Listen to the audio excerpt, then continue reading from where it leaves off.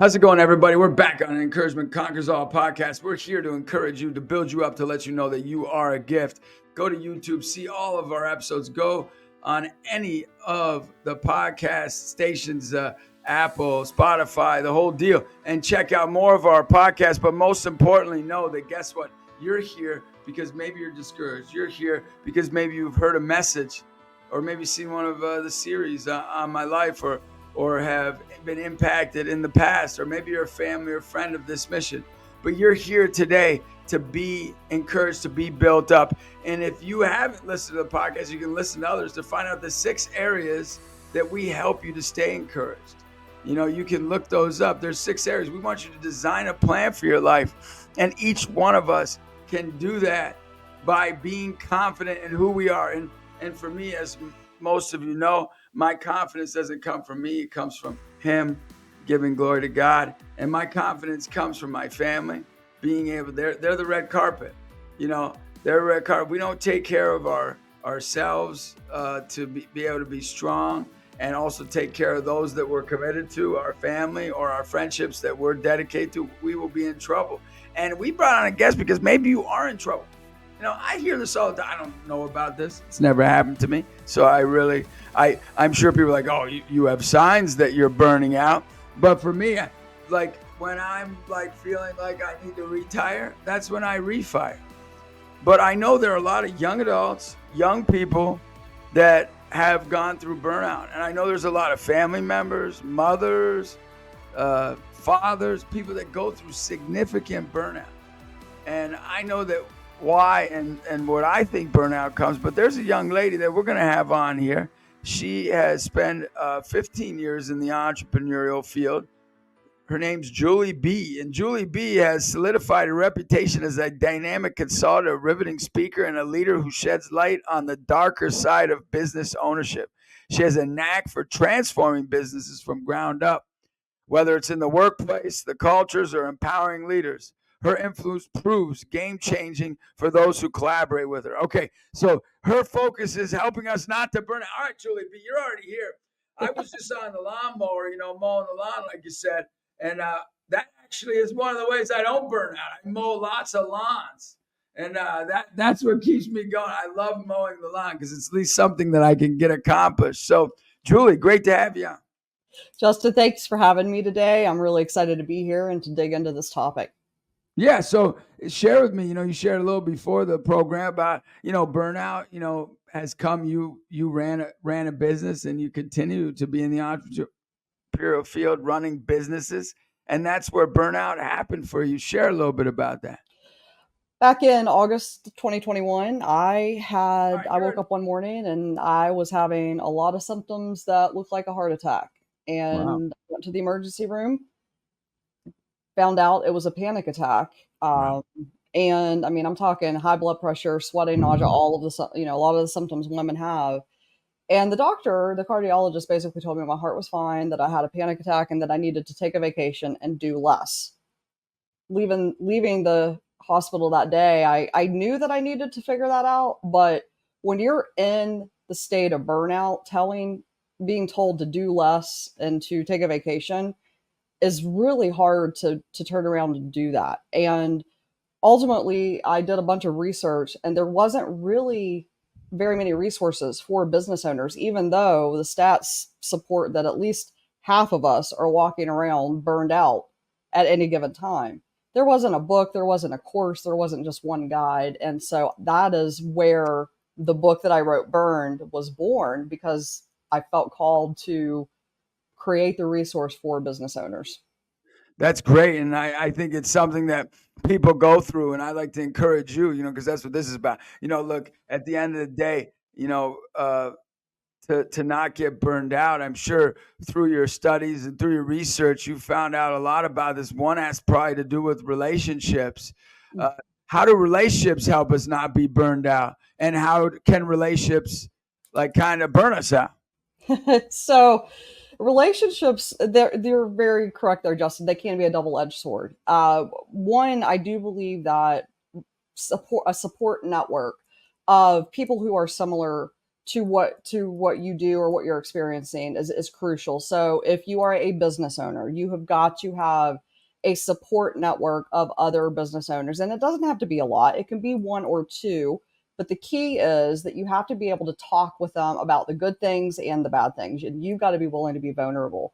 I'd give the same advice to any other profession or any other if stay-at-home moms and dads, I would give them the same advice. Make sure you have another stay-at-home mom or dad and your Yeah, you support can get network. burned out doing that. My wife's a Oh, stay-at-home it's mom. You can get burned out doing anything. you do everything. I mean, you're talk about a CEO. Stay-at-home moms are CEOs of their households. You know, Yep. that's a big job title. So the support network is crucial to get you through it. And then on the flip side of that, we've all heard, we're only as good as the five closest people to For us or sure. something along those lines. So you got to be Yep. aware of who is in your inner circle. And sometimes you have to make difficult choices. That was actually part of one of the things that I did when I went through my burnout in 2021. There, I had some relationships that I actually broke up with, basically dissolved in the business world because they were not supportive to what I was trying to do. And I realized that in that burnout. So you need the support, but you also have to be aware of who's in your inner circle and cut those people out if you can, or at least limit the exposure to them if you recognize they make you feel bad about yourself. Yeah. So like I see a lot of times there's just so much pushback in everybody's life, whether it's in business, whether it's in family life, whether it's in even in your physical fitness life. There's pushback. Like you feel as though you're around people and they feel make you feel like it's them. How much how do you know whether it's them or it's you? I think that's where having those individuals that I always tell people, you need people in your network, you need people in your life that you can go to and say, is it me? No matter what is going on, no matter if you're very wealthy or not very wealthy, no matter who you are, you've got to have people to help you call that out. And then also, I mean, I'm a big believer in self-reflection and knowing yourself and believing, just believing in something bigger than yourself. And I think that a lot of people call it faith, call it religion, whatever you want to call it. I think, being able to be honest with whatever that, whether it's God, whether it's universe, or what, there's a lot of terms, but having some element of that spirituality to, basically ask, like, is it me? Have some type of inner guidance. And honestly, at the end of the day, I think most of us know if it's us or not. I think most of us have a gut instinct, but I self-reflection, self-evaluation is crucial in this process as well. Yeah, how do you do that? So for you personally, how do Mhm. you reflect on yourself on a daily basis, and what helps you to keep focused? Well, I think it starts with knowing yourself, and I have a tool that I love to use. It's a personality assessment. It's called the Big Five Personality Assessment. This thing will tell you. It tells you basically on 23 specific characteristics like trust, empathy, perfectionism, drive. It kind of tells you who you are from an objective standpoint, but it also tells you if you're in 10% of the population. So a lot of us walk around thinking like everybody's like me, when in reality, you may find out that, oh, I'm actually in 3% of the population when it comes to perfectionism. So every 97% of the population is different. So I think it's important to have a tool, like an objective, measurable tool like that. And there's a lot of assessments out there to really know who you are, know where your strengths are, know where your weaknesses are. And that will help you self-reflect because, for example, for me, I tend to be very trusting, and I have a lot of drive. And sometimes those two things can, just drive to get something done, just drive to keep going forward. Not everybody has the level of drive that I have, and it's important to know that. It's also important to know that I trust, so I have to sit back and evaluate, should I be trusting? That point alone makes me able to sit back, self-reflect, and say, should I be trusting this or not? So I think knowing yourself is where it starts, and then by having that, you can do more self-reflection, um, and talk to the people who know you the best, and make sure that people tell them to give you their honest opinion. I mean, sometimes you just got to give somebody permission to say, okay, this is you. I think that's really crucial. You got to have those people you can go to, but having that person you can talk with is very important. Yeah, because we only have 24 hours in a Mm-hmm. day, and only about 10 to 14 hours, depending on how much you're sleeping Mm-hmm. and hanging out or chilling. Really 10 to 14 hours total to really focus on what's most important of our life each day. And we only have so many relationships we can dedicate ourselves to. Mm-hmm. So it's important to know. You're right. It's important to know who's in my life right now that is helping me succeed. Who's in my Mm-hmm. life right now that's helping me walk this journey. But I think the challenge becomes is that a lot of times we want to put the blame on others. Mm-hmm. It's you versus you 90% of the time. That's the way I see it. It's usually, hey, you can choose to hang out or not hang out. That's on you. You know what I mean? Yeah. Like if you spend all that time hanging out with some horrible person, right? Yeah. Like you have some gaps.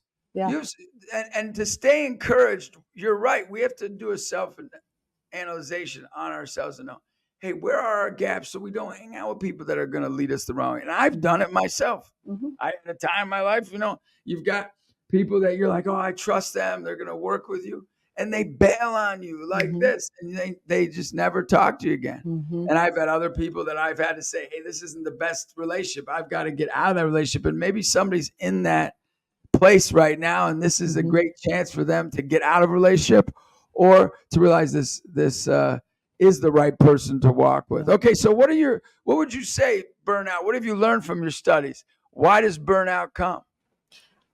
I think a lot of the times, I mean, from a business owner perspective, one of the biggest ones is you feel financially responsible for yourself, the company, the people that work for you, and even sometimes the clients that you have. So if you're in a financial industry business, you're going to feel responsible for the clients as well.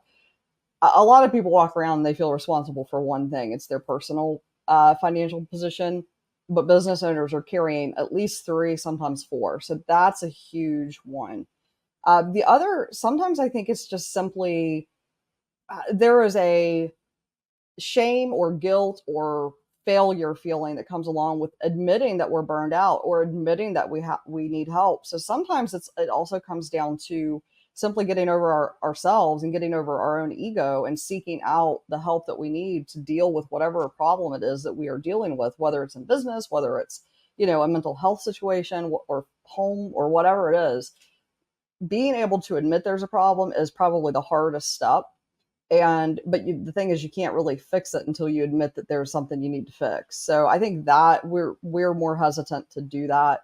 And then a lot of the times for business owners, we feel like we have something to prove. We started a business and sometimes we think like, oh, we did this to ourselves, this is our mess to figure out, which it is, but that doesn't mean that you should suffer through it. Doesn't mean you have to suffer through it. So a lot of the times, again, they don't ask because they don't want to be seen as weak or struggling, which is, I think, one of the worst things about the culture we live in today is how social media and how like the images of what people, and we've had it for a long time in magazines and going back TV, all of that, but I think it's really prevalent today. It's in everybody's face today.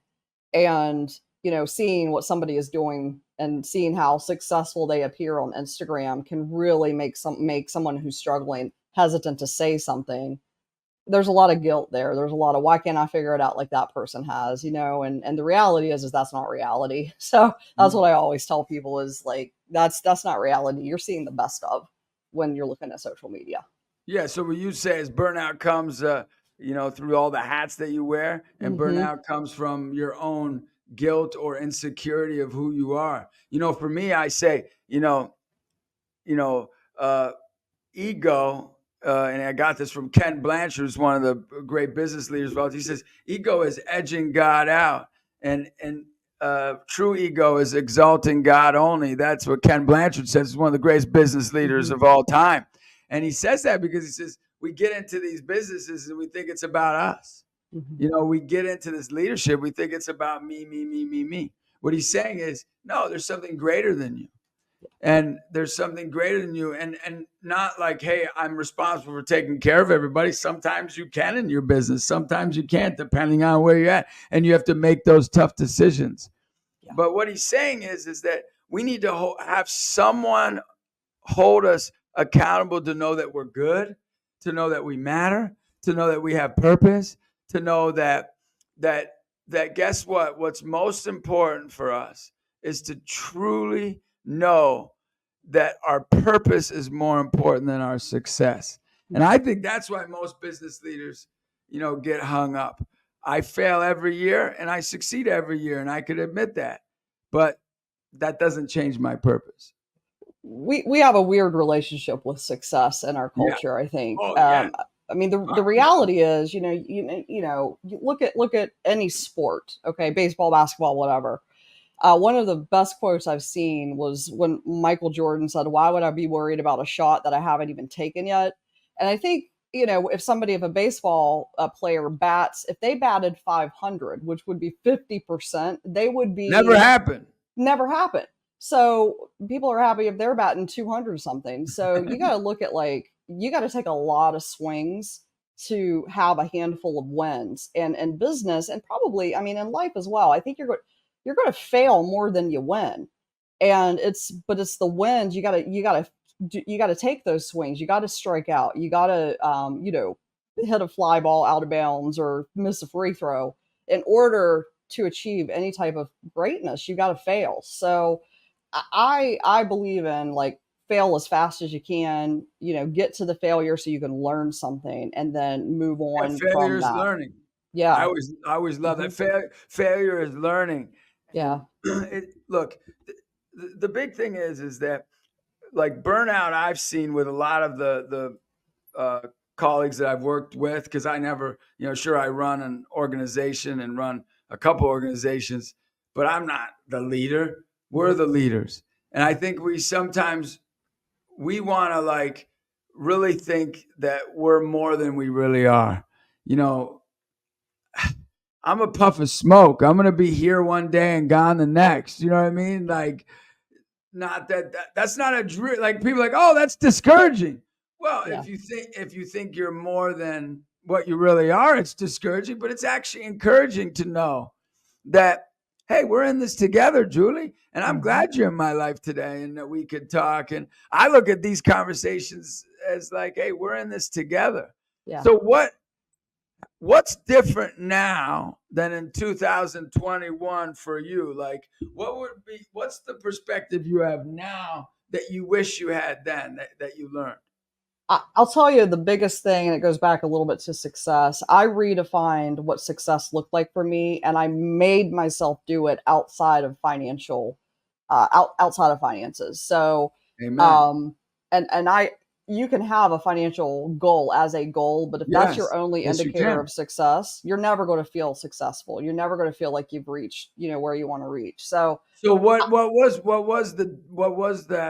was your mission to success? yeah, honestly, it is a lot of self care stuff. But the biggest indicator of success for me is, do I laugh with my spouse every day? That is probably the biggest indicator of, do I feel successful today?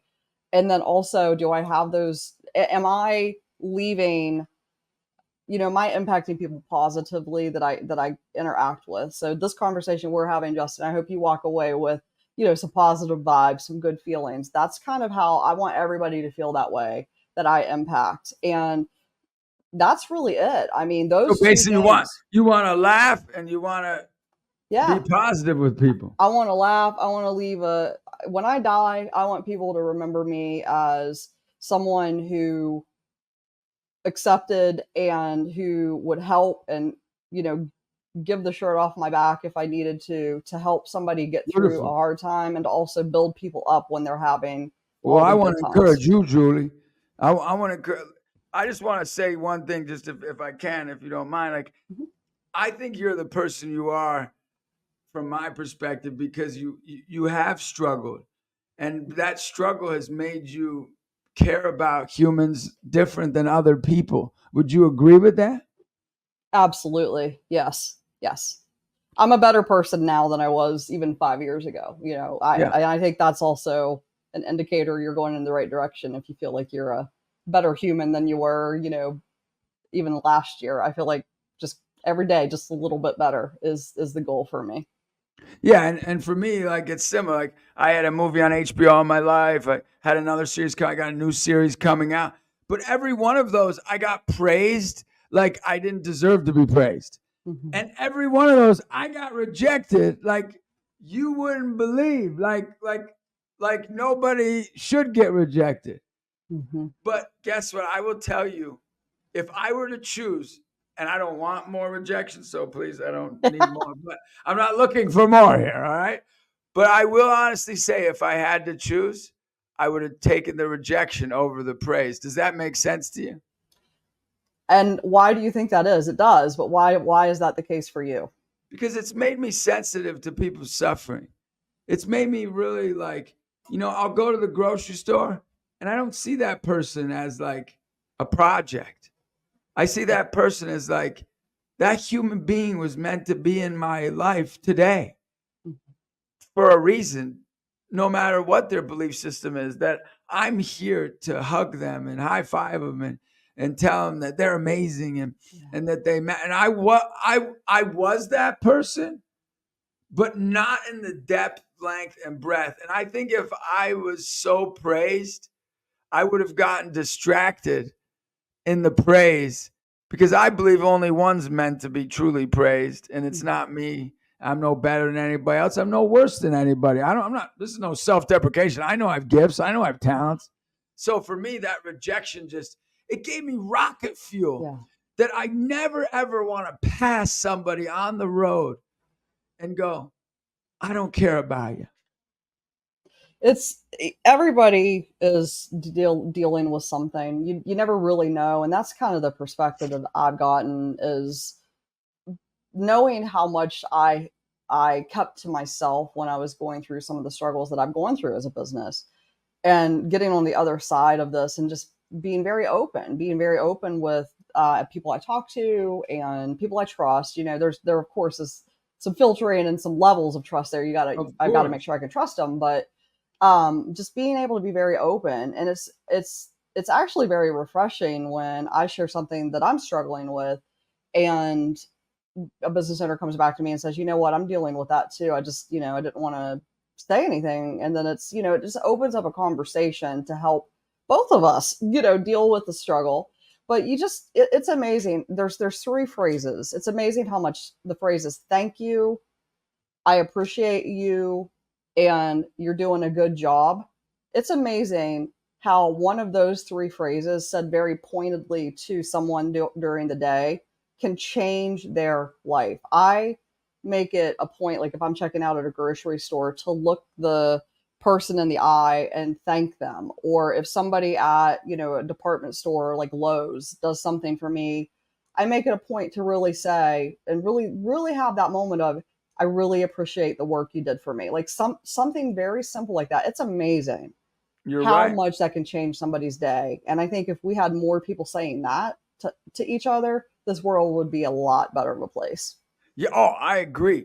And I think with this so much, nonsense going on of so much division and so Mm-hmm. much separation and so much, Mm-hmm. look, people, my big thing is people can believe whatever they want, but if there was a tornado in your town today, like there's been in a lot of times Mm-hmm. in the country recently, would you be like, oh, well, I don't believe what they believe, so I'm not going to go help them? Their Mm-hmm. house just, right?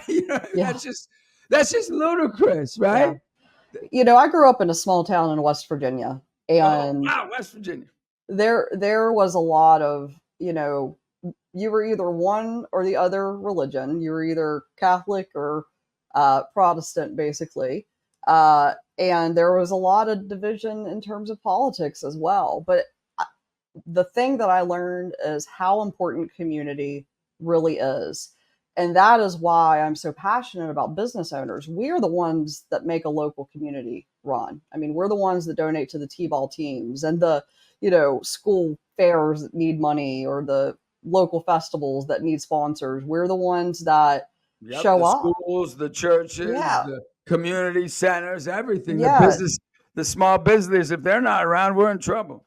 And you look around and, we small businesses employ about half the people in your hometown. Wherever you are in your community, small businesses employ about 50% of the people.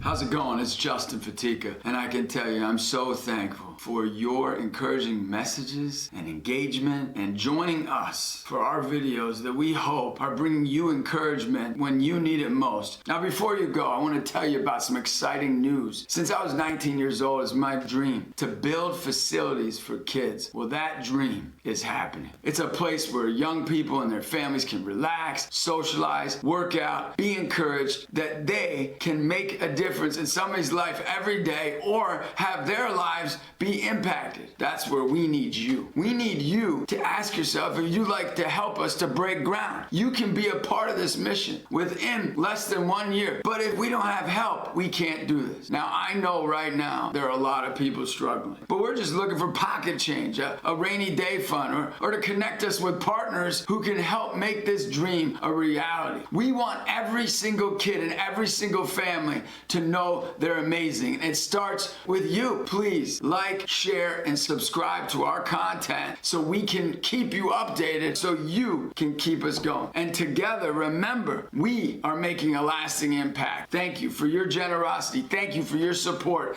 And stay encouraged. And never forget, you were made for an amazing day. And it starts with what lives within you. You're amazing. So that is why I'm so passionate about helping business owners avoid burnout, prevent burnout, deal with burnout if they go through it, because cash flow and cash flow issues will always be like the number one reason businesses don't make it. I'm guessing burnout is a close second. And I think that'd be first. Because in could America, be, yeah. There's always cash somewhere. That's true, yeah. And I hope to do the study out someday to that, to see where it actually is. But I just know in talking to, this point, I've talked to well over 1,000 business owners over my career and talked to almost all of them about burnout. There's only been a few that have said they've never dealt with burnout. Even when you said, Justin, when you feel like it's time to retire, that's when you refire. Yeah. I'm guessing there was a little bit of burnout in there, and what you're doing is leveraging your burnout to do the next thing, to refire, to figure out the next thing. So you could look at it like that. I just would never use the term burnout because look, you only get one life, and if you're struggling in what you said, which I agree with, you got to reach out. You know what I mean? I think you're so right. I think that's probably why I wouldn't label it burnout for me yet, at least. Because I have so many business leaders as well as entrepreneurs as well as nonprofit executives that when I'm struggling, I can talk to these guys and they'll be like, hey, my business just killed 10 people because we ran over them in New York City by a bus. They didn't do it. It was an accident. And I'm, so it's perspective. It's perspective that we need, that we don't have nearly. There's two things I think that kind of as a population as a whole, we don't have nearly enough of perspective, like real perspective. And I think that's a function of we don't have the conversations that we need to have. And then the other thing that we don't have is the ability to respectfully disagree, or to honor people who believe maybe differently than you do, but still be able to have sympathy and empathy for them and have a conversation with them about whatever it is that they need to talk about. So no matter, what side of the divide you're on, I think we've lost the ability to come together and respectfully disagree with some things, but also see the person, like not let that label be that person. Just because somebody is one thing or another doesn't mean that's their whole being. I think that's something we lost. How do we help people to do that? I mean, I think it starts with conversations like this. I think it starts with, I think we have to have a lot more people who are willing to come together and have conversations publicly and openly without having an agenda that they want to promote or present. I think that's one thing that, we've really lost. Even, I'm not that old, and I've seen that happen in my lifetime, where I remember even when I was a kid watching debates on television, it was a respectful debate. And we don't have that anymore, which is terrifying. It starts Yeah. there. Everything starts at the top. So you can interpret that however you want to interpret it. But I think that we need to always remember that the other person, they're going through something, they're dealing with something, and just have empathy for that other person. And teaching that as early as possible to our children, I think, is important. Teaching that through things like sports is really important. I played sports. I remember when I was losing the game or when I was winning the game. At the end of the What game, sport did you play? I coach basketball. That's my the new series I have out that you can yeah, check it out. yeah, I Is played basketball. I Oh, played you play basketball. basketball? Yeah, I played Yeah. it for a long time. And no matter which side of the W or L I was on, at the end of the game, we shook hands and said good game. Yeah. And we knew each other. Like, I knew the girls on the other team because we grew up in a small town in West Virginia, so we knew each other. Um, it was never there. It was never, at the end of the day, when the game ended, it wasn't personal. There wasn't. You have to have But that perspective, and I think we've lost it. I think we've but lost that that's what goes perspective. to show you that you can have like differing opinions, like just as simple as I want my team to win, I want your team to lose. But Yeah, then, like you said, you could still right after that treat people with respect and dignity. So yeah, your agenda can matter for a moment, but it shouldn't matter with certain things. And I think that that's what our country needs to realize. yeah. Like there's certain things that you got to put your sword down Hmm. and not be a wimp, like, and stand up for what's right and the protection of people and the protection of the innocent, and that's a challenge, I'm sure, for you and for your journey. I think the hardest thing to say is no, and to not feel like you have to explain why you're saying no. I think that's one of the hardest sentences to say. For sure. I think if we taught that skill a little bit more, because I think that would give people the ability in those conversations to say, you know what, I'm not going there. Not to feel like they're going to have to go to a place where they want to go to defend whatever it is they're standing up to talk about. I think that's one of the hardest things to say, and something we really need to teach our kids and our the younger generations, that it's okay to say no, and to stand for that. And you don't need to get on social media and diss the other side. You can say no and just leave it there. You don't have to build yourself up by bringing other people down. So what do you think the greatest success you've had in this transition's been in the past 3 years? um, I mean, I would say from a professional work standpoint, it's landing a book deal, getting my book published by a traditional publisher. I thought I would be self-publishing this book, yeah, and the fact that I got a traditionally published deal has been just a shining. That's just been a great success. that's beautiful. Yeah, Did you personally, enjoy working with the traditional? I've had a couple of traditionally published. Did you enjoy working with the traditional publishers? yes, I have. I have been very fortunate. I think I heard all the horror stories about working with traditional publishers. I'm working with Matt Holt Books, which is an imprint of Ben Bella Books, and they're a small publishing house. Yeah. Matt's team only puts out about 30 to 35 books a year, Yep. so they're not like cranking. Nope. And the team has been phenomenal. I mean, I That's can't say great. enough good about them. Yeah, that's how it was for myself as well. And Yeah, so that's one shining star. Anything yeah. else that's been great? Looking, I feel like personally, I have been able to be there for my parents as they go through some really hard That's beautiful. transitions aging. My dad had 3 strokes last summer. Oh wow. That imploded. Like, that was really hard. But I look at the fact that I have set my life up and set my companies up to have been able to be there for them, and to manage and help my sister and my brother and help just all of us manage through that together. I feel like that's probably just having that freedom and flexibility to be able Are to you guide still in them through West that. Virginia? No, they're here as well. They're in Charlotte as well. So thankfully Oh, they're here Charlotte. Okay, locally. yeah. Okay, Yeah. great. So I'm in Charlotte. I moved to Charlotte geez, I've been here almost 2 decades at this point. But Okay, great. but I Charlotte's a think, great town. yeah, it's a good town to be in. that's one of the other successes that I have over the past few years. And again, going through the burnout really helped me. I evaluated. I was like, my parents live 30 minutes away from me in this town, and there were months sometimes that went by that I didn't go and see them. So going through that burnout really made me evaluate what I wanted and how I wanted my Wow. life to look. I And think I think you're hitting on something, Julie. I think burnout will come if you don't focus on the healthy relationships and the people that are nearest and dear to you. yeah, You know, because at the end of the day, they're the ones committed to you, at over business leaders, over people who give you a great deal and what have you. And that's I love out of anything you've shared with me. I want to just thank you that you shared about your parents mhm. and the dignity you have for them and the heart you have. I mean, I want you to be my sister. All right, you should be my sister from another mister or something.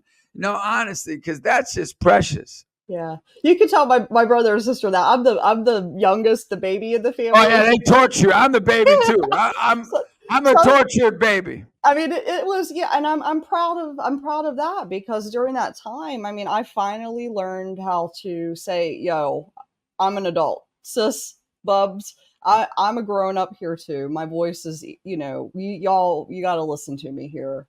And so That's beautiful. I'm very proud of that, because and Yeah. that enabled, that's made my relationship with them better, and it enabled me to be able to be there for mom and dad. And before that, I was still the baby of the family. But I feel like going through that again, I had to push back on people who have known me my entire life, my older brother and sister, and say, I have a voice here, guys. We've all got to talk about this together. And so that was a hard transition, I think, but we made it, and now we're on the other Well, side of it. you're a great daughter.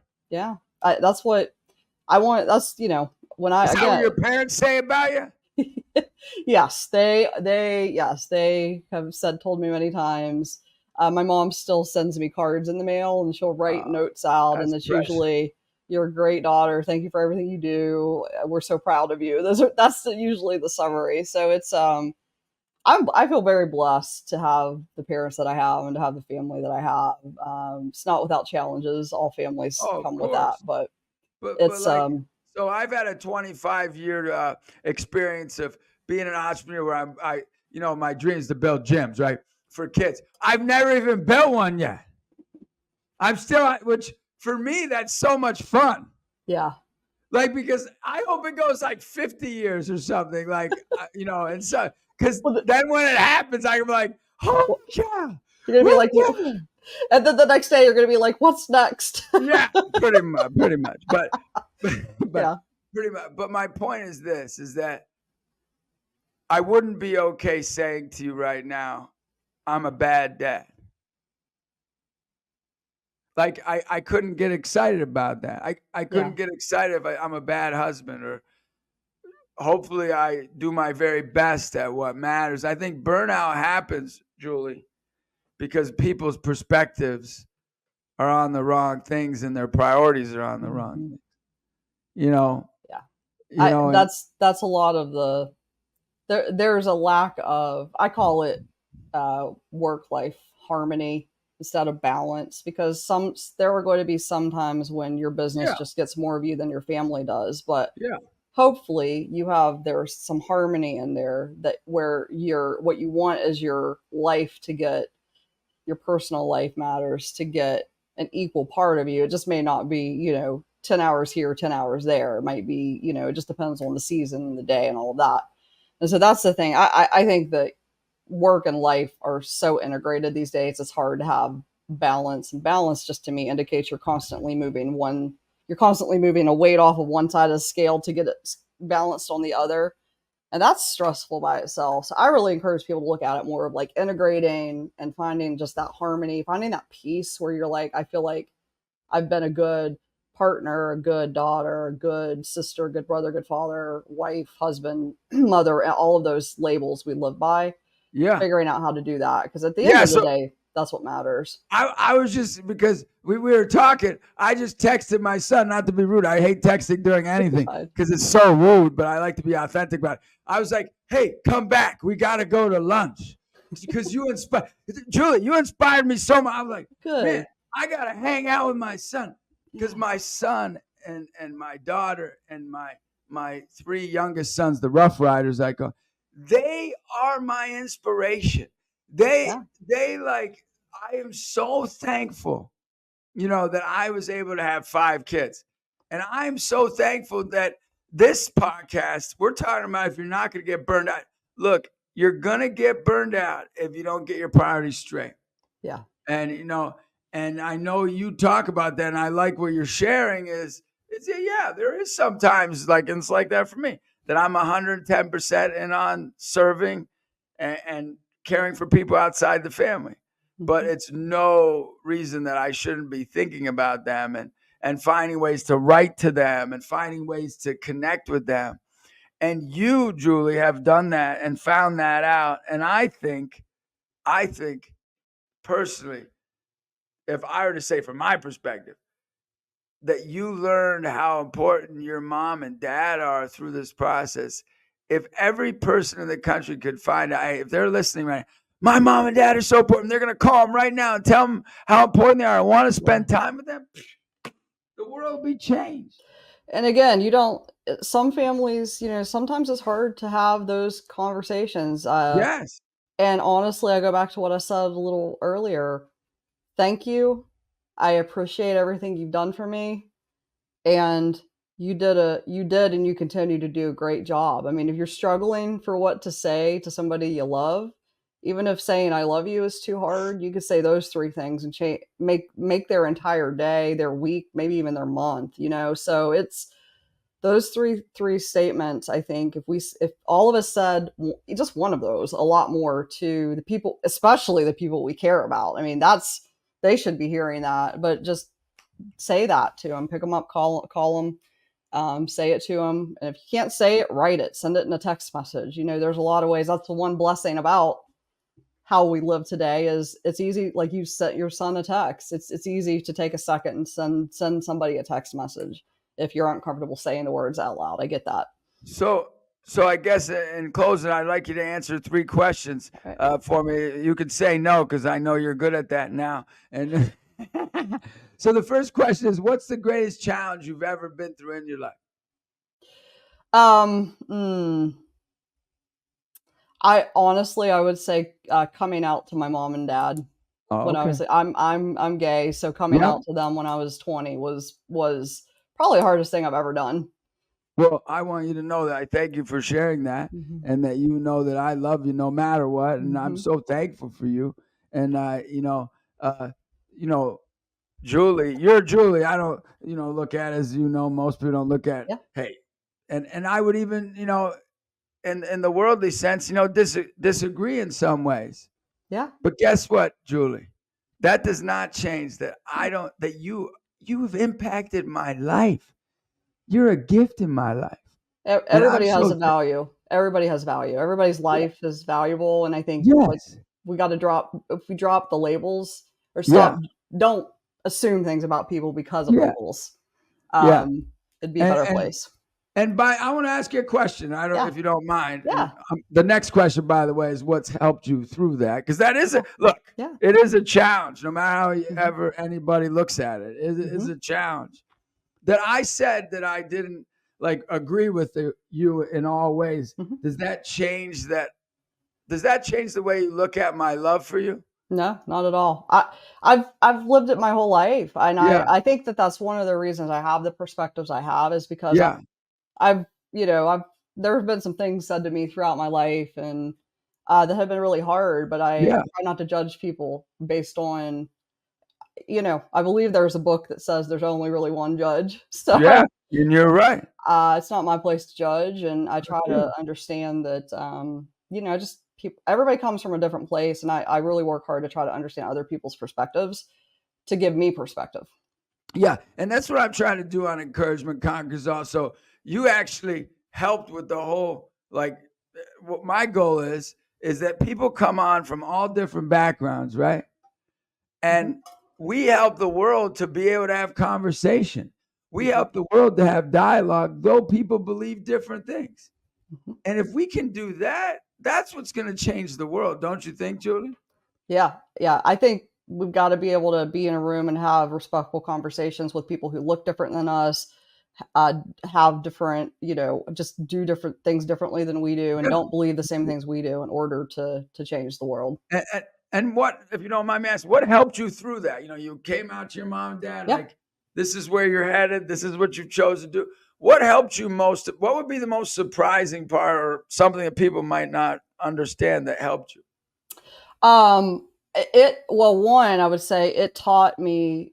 I'm thankful for that experience. It was really hard, I'm and sure. it taught me. It taught me what unconditional love looks like. So it kind of taught me how to unconditionally love, because I know it worked. My mom is a woman of like deep, deep faith, so I know Yeah. it worked her. It was hard for her. So she'd Uh, have a different belief system than you. then she did not. Yeah. Well, I mean, I grew up in it too, so I think I just Yeah. have a different perspective because of my Yeah. journey.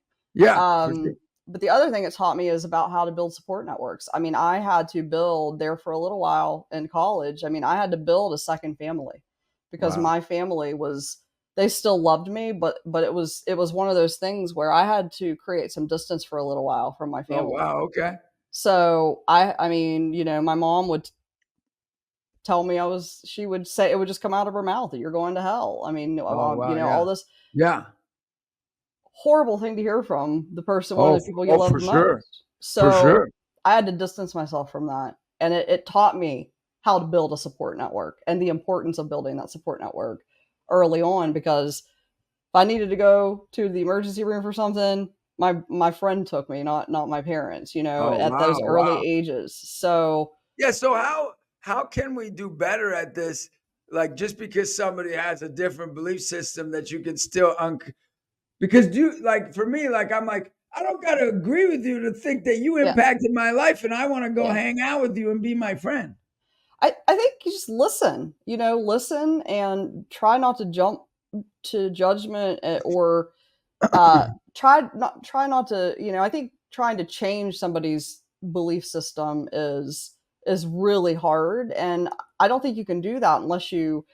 I mean, I don't necessarily think that's what you want to Yeah, do or need to go for do, sure. but you're not going to do it unless you understand where they're coming from, and you're For not going sure. to get them to see your side of things unless you invest the time to listen and understand and listen about their stories and hear like Yeah. what they've gone through, and the journeys they've had. I think that you've got to be able to listen, and again, it comes back to that empathy and sympathy thing, and Yeah.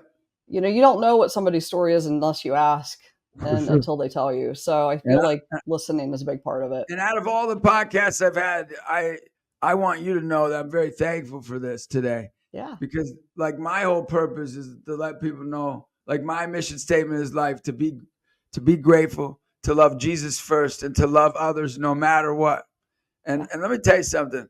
I have a lot of things that I do that I don't agree with, right? And then I also have things that I believe in, that other people are like, well, I don't know about that. I Mhm. mean, he really believes in that? That's a little too much for me, buddy. All Yeah. right. So my goal is, like, how am I going to find ways to walk with in this world with Yeah. people? Because how I want my kids to watch me just have such a passion and love for every person I come Mhm. in contact with, that no matter what they go through, they would always know that I love them no matter what. And I want you to know that I'm very, very grateful for you. Yeah. And that's my last question for you is, what are you most grateful for in life? What are the things you're most grateful for? I mean, I'm grateful for my family. I'm grateful for that's Beautiful. obvious. I think I was put here. I think I was put here for a reason, and I think I was put here to have these types of conversations and to bring people together. Yeah. And I'm grateful for that mission. I'm grateful for that purpose, I feel. And one of the things I wanted to say is I think a leader's job, something that you said, I think one of the best things a leader can do is meet people where they are and walk with them instead of trying to pull them or push them or stop them or, force them into something, is to meet them where they are and walk with them and really try to understand their journey. I think that's one of the best things a leader can do. That shows up in a lot of different ways, but I feel like that's part of my mission in life and purpose. And so I'm grateful for that. I'm grateful to have that. And would you come back on Encouragement Conquers All again? Of course, yeah. Just let me know. Right. We can talk about anything. I'm open book, man. Julie, I really thank you for this time, and I want to let all of you know where can they find your book at there, Julie?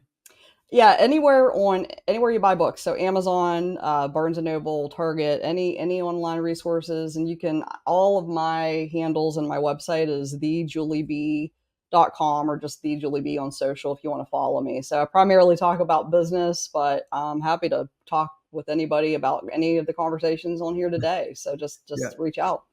Encouragement is an important thing, right? Mm-hmm. And encouragement is what brings us together. Recently, I did a commencement address, and I shared with nurses.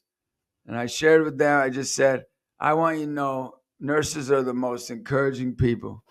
And it's because they've walked with people in their suffering. My hope is that we can make a world where no one suffers alone, Julie. And I hope you know that we're here to encourage you, to walk with you, to be with you. And I hope one day we'll be able to give each other a hug and hang out, all right? And all right, if I'm in Charlotte, we'll bond. We'll bond. Yeah, definitely. Absolutely. But thanks so much for coming on. And you know where to find us at, Spotify, Apple, every place, YouTube. Look us up, Encouragement Conquers All podcast, and know that if Julie didn't impact you, I know she impacted me. But if she did, share this episode because it's important. It's important for us to have conversations that other people won't have. It's important for us to care for one another. And may you be encouraged today and forever. Thanks for tuning in to today's episode of the Encouragement Conquers All podcast with Justin Fatica. Subscribe, hit the notification bell, and share this episode with someone who needs a little encouragement. For more uplifting content, follow us on our social media pages. See you in the next episode.